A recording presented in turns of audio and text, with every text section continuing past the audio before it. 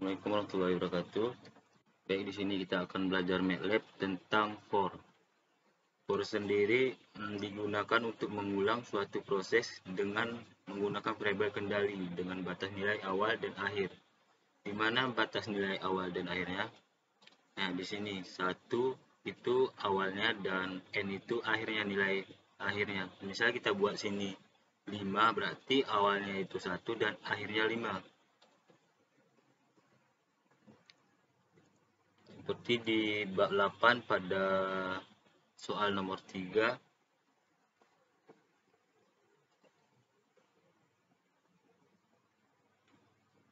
Nah, di situ kan yang soal nomor 3 itu rancang program komputer untuk menampilkan nilai variasi kecepatan dan energi kinetik. Dengan energi kinetik sama dengan setengah dikali M dikali V kuadrat dalam bentuk tabel. Jika diketahui massa konstan, jumlah variasi N, interval kecepatan atau D, dan kecepatan awal. P sama dengan 0. Jadi sini kita menginput nilainya. M sama dengan massa konstan, P sama dengan kecepatan awal, dan D internal kecepatan, N sama dengan jumlah variasinya. Di dalam proses, di sini kita taruh totalnya sama dengan 0 dan S-nya itu sama dengan kecepatan awalnya. Nah, ini for-nya tadi. For-nya tadi kan kegunaannya untuk mengulang suatu proses. Jadi mengulang suatu proses dengan awal dan akhirnya. Jadi di N ini nanti kita masukkan nilai akhirnya berapa. Misalkan 5, berarti dimulai dari 1 sampai dengan 5. Nah, habis itu kita masukkan rumus EK-nya di sini. EK sama dengan 0,5 dikali massa dikali kecepatan awal kuadrat. Display ini kita masukkan variasi. Nanti kalau kita masukkan variasi pada command window-nya akan menampilkan variasi 1. Misalkan sampai 5, berarti sini variasi 1 sampai dengan 5. Num2 strk.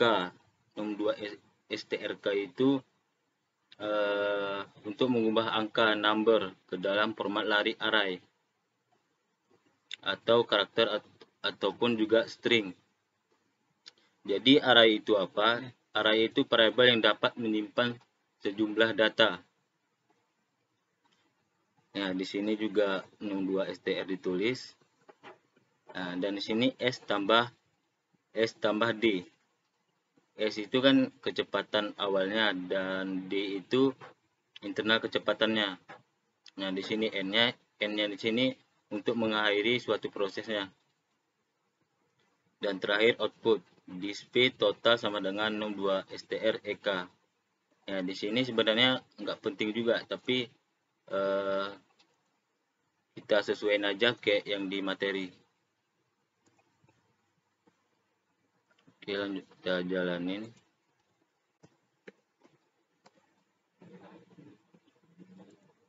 Nah, di sini misalkan massa konstannya itu 50.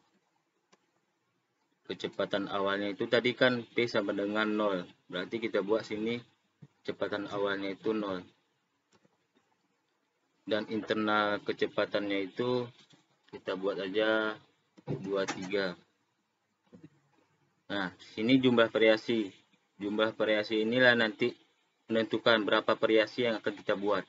Sesuai sama di keterangan ini tadi. For K sama dengan 1 banding 5.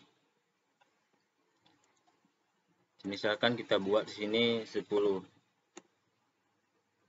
Nah, maka variasinya nanti akan berderet 10 dia ke bawah.